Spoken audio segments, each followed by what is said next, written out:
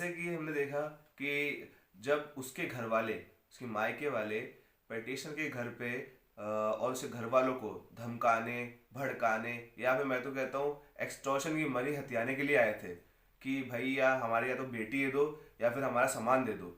उसके अंदर फिर उन्होंने सामान भी ले गए वो लोग। कोई बात नहीं, सामान ले गए तो ले गए, लेकिन पेटिशनर और उसके घर वालों को जो मानसिक प्रताड़ना हुई है और उनका पब्लिक डिफेमेशन हुआ है, उसका उसकी भरपाई कोई ना तो पैसा कर सकता है, ना तो कोई ट्रायल कोर्ट का सिस्टम कर सकता है। तो फर्स्ट ऑफ ऑल हमारे पेटिशनर ने जो बहुत ही समझदार था, उसने किया क्या वो जानते हैं। उसने बेसिकली फर्स्ट ऑफ ऑल जो कि एक नॉर्मल सिटीजन को करना चाहिए, सब काम हो गया, उसके फैमिली मेम्बर आ गए, कोई बात नहीं, लड़ाई दंगा फसाद सब हो गया। वो सीधा गया पुलिस स्टेशन, पुलिस स्टेशन में कराई रिपोर्ट। रिपोर्ट क्या कराई कि भैया उसे घर में आए, क्रिमिनल ट्रेसपास कर दिया। फर्स्ट ऑफ ऑल बहुत ही अच्छा करा उसने, जो मैंने पहले बताया था, क्रिमिनल ट्रेसपास रिपोर्ट करा दी। सेकंड उसने कहा कि मेरे घर में उस औरत ने गुंडा लोगों को भेजा जो कि औरतों के रूप में ही आए थे। उसने ये नहीं कहा गुंडे मेल आए थे, उसने कहा औरतों के रूप में गुंडे आए थे मेरे घर में और वो सब सामान खाली करा कर ले गए।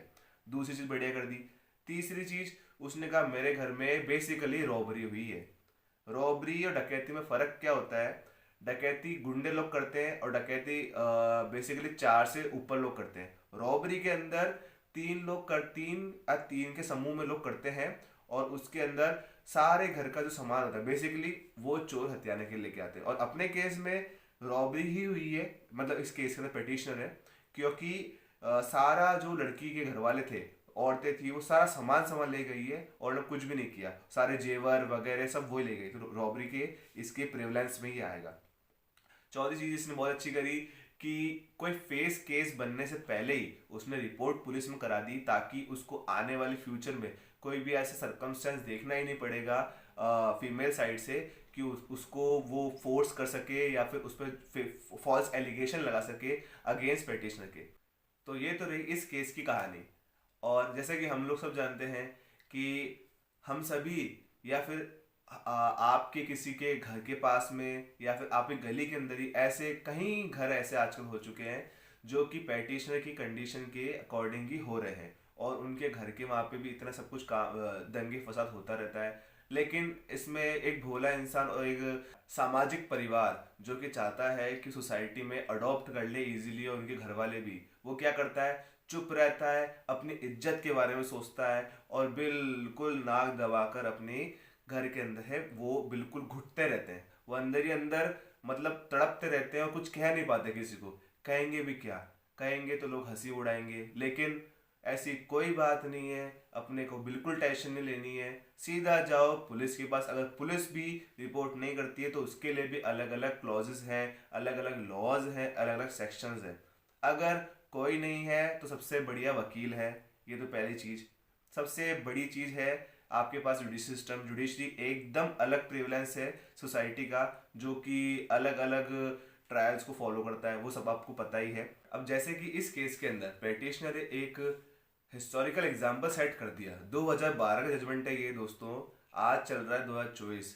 तो ऐसे आज भी घर हैं कई सारे जो 12 साल हो चुके हैं इस केस को आए हुए, जजमेंट को आए हुए, लेकिन ये जजमेंट अभी तक का हिस्टोरिकल जजमेंट रहा है फर्स्ट ऑफ ऑल, जिसके अंदर कोर्ट ने स्पेसिफिकली कहा है कि अगर आपकी बीवी या आपकी वाइफ, बेसिकली उसको वाइफ वाइफ मैं नहीं कह सकता क्योंकि वो एक तरह से चंडाल औरतों के ग्रुप का समूह ही हो गया, क्योंकि अगर वो घर नहीं अपने संभाल सकते तो क्या करेंगे फर्स्ट ऑफ ऑल। कोई बात नहीं। तो कोर्ट ने कहा है कि अगर पेटिशनर की वाइफ उसके साथ नहीं रह सकती, क्योंकि उसने खुद ने पब्लिकली कहा है कि उसका पति ड्रंकर है, वुमेनाइजर है, और उसके अलग शादी भी हो रखी है। और लेकिन कोर्ट ने सब कुछ एलिगेशंस को पहले सुना, उसके एविडेंस देखकर देखकर साफ मना कर दिया कि सारे केसेस फॉल्स हैं, there is no essential valid point at in this allegations at all, और सब को डिनाई कर दिया सुनने से। दूसरी चीज इसमें ये हुई बेसिकली यहाँ पे पेटिशनर की मिस्टेक क्या हुई। अगर आपको लग रहा है कि हमारा पेटिशनर कोई MS धोनी है तो पॉसिबल नहीं है। सबसे मिस्टेक होती है, हमारे पेटिशनर से मिस्टेक हुई थी।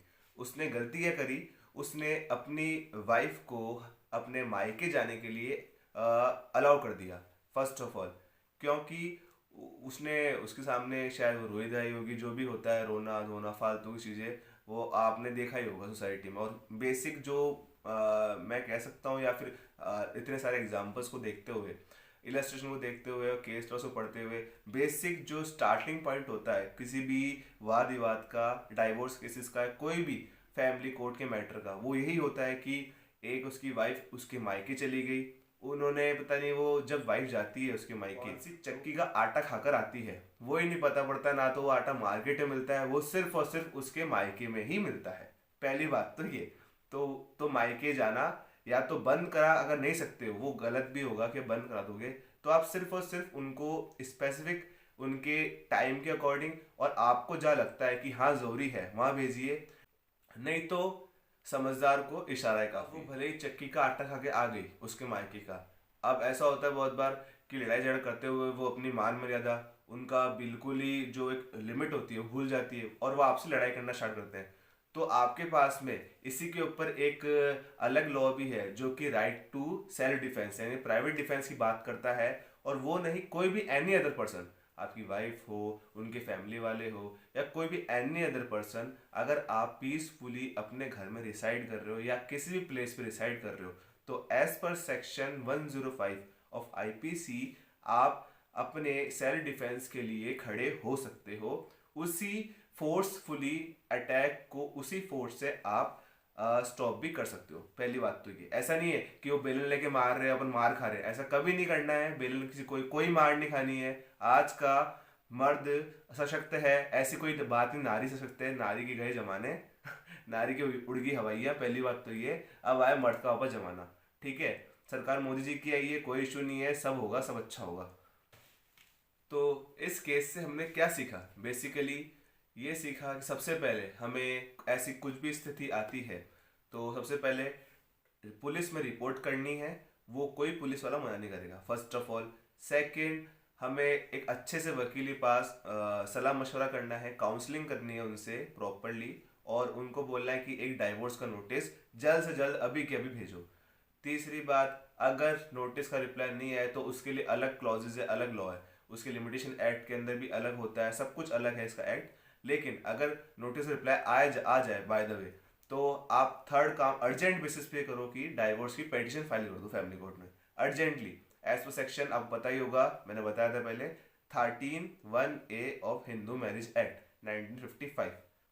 और मुझे पूरा दिल से विश्वास है कि अगर आपके पास दमदार वकील रखेंगे तो आपकी जीत निश्चय ही होगी।